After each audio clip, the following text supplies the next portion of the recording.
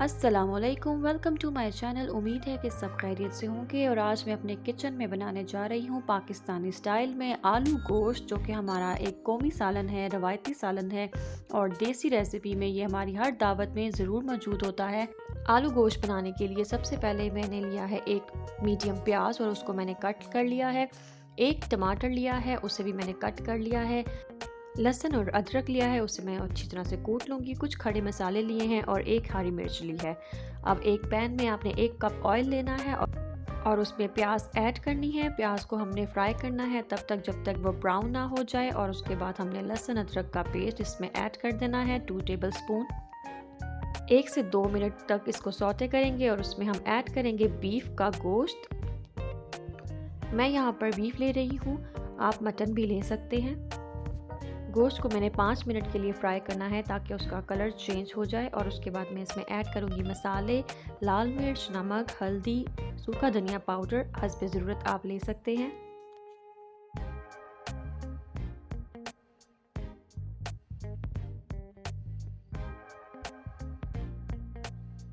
और इसके बाद मैंने इसमें थोड़ी सी खुशबू पैदा करने के लिए 1 टेबल स्पून नेशनल का कोरमा मसाला ऐड किया है।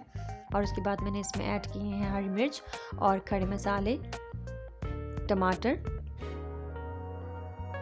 2 से 3 मिनट इसको पकने देंगे।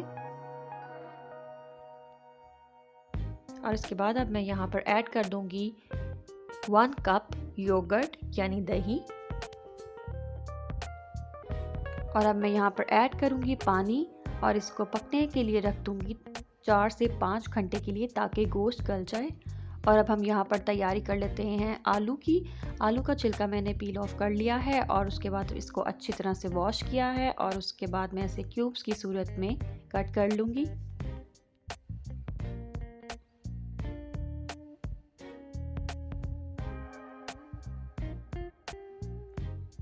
अब एक अलग देगची ली है मैंने और उसमें मैंने आलू को सेपरेटली बॉईल कर लिया है।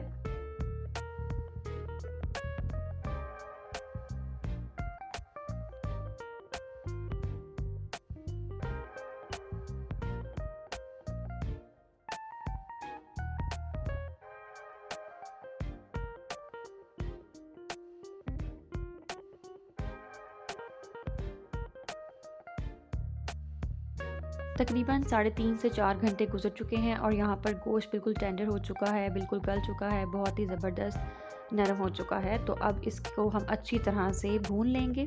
और साथ ही मैं यहाँ पर ऐड कर दूँगी 1 टेबल स्पून गरम मसाला पाउडर।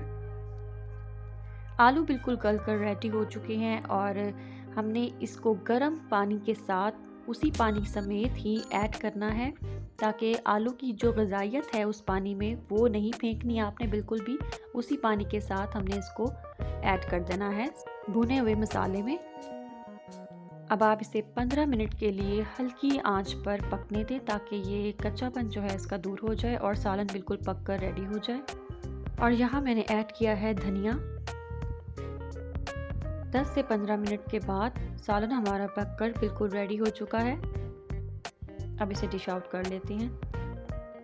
गरम गरम चपाती या फिर नान के साथ आप इसे पेश करें। कोरमा स्टाइल आलू गोश्त आपका पककर बिल्कुल तैयार है।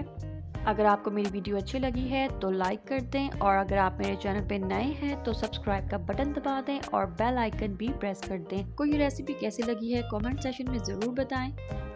नई रेसिपी नए ब्लॉग के साथ हाजिर होंगी मैं अगली वीडियो में। तब तक के लिए अपना ख्याल रखें, दुआओं में मुझे बहुत ज़्यादा याद रखें। अल्लाह हाफिज़ व नासिर।